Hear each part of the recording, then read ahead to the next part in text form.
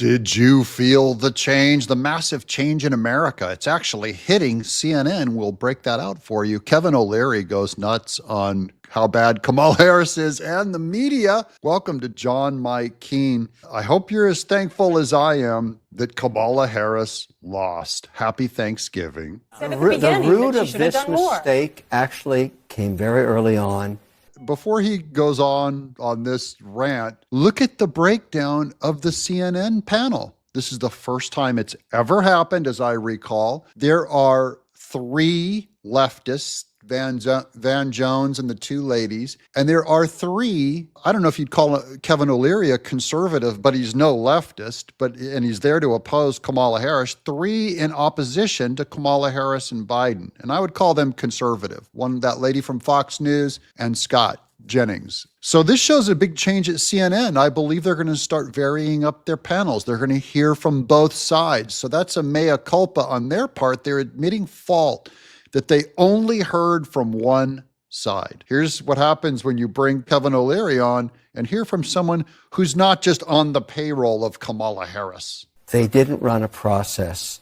They made an excuse of $317 million in the kitty.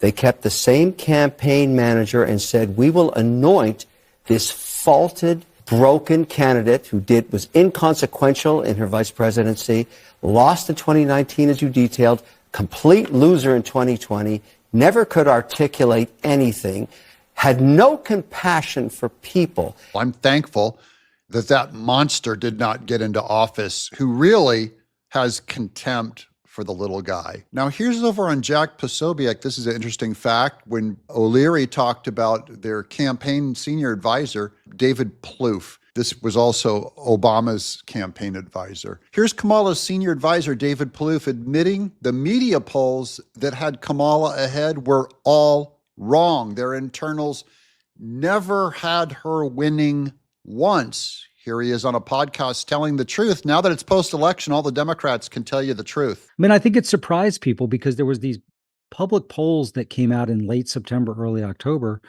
showing us with leads that we never saw. Now, this is abuse to your liberal friends. We're all going to have Thanksgiving and we're going to get together with family these holiday season. And the liberals were brainwashed and mentally abused. They're going to blame you, the Trump supporter, but we're not at fault. It's the media. They should be angry at the people who lied to them. That is the Kamala Harris campaign, which always knew they were behind. And they never told your liberal friends who voted. They should be angry at them. And the media, the polls, lied to everyone 24/7. Point your anger at them, not at Trump voters. We saw the excitement on the ground, and we tried not to believe the polls that were coming in. Strangely for Kamala, you were lied to. It was just basically a race that in the battlegrounds was 46-47, 47-48. So that's not where we started. We started behind. She was able to climb out. I think even after the debate, we might have gained, 0.51? It wasn't a race that moved a lot.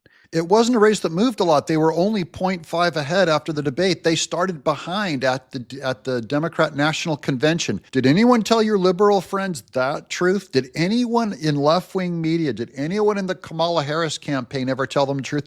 Or was it all joy? We're ahead. We're doing it, Tim Walz. We're incredible. Your friends were lied to, and there's a cost to it, but they should not take it out on Trump voters or right-wing media or X. It's not our fault at all. Not this channel, not John Mike Keene. We only told you the truth about it. So you should at least respect us for not being part of your gaslighting and your abuse. Here's breaking 911 liars. Senior aides to Kamala Harris have told the Huffington Post in an interview that internal polling never showed her ahead of Trump. Basically, they ran a $1 billion campaign based on a lie.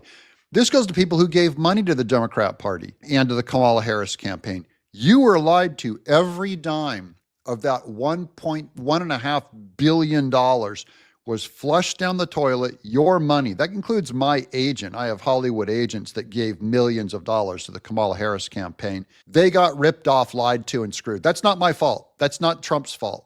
She went on to The View. All those women wanted her to win. They threw her a softball.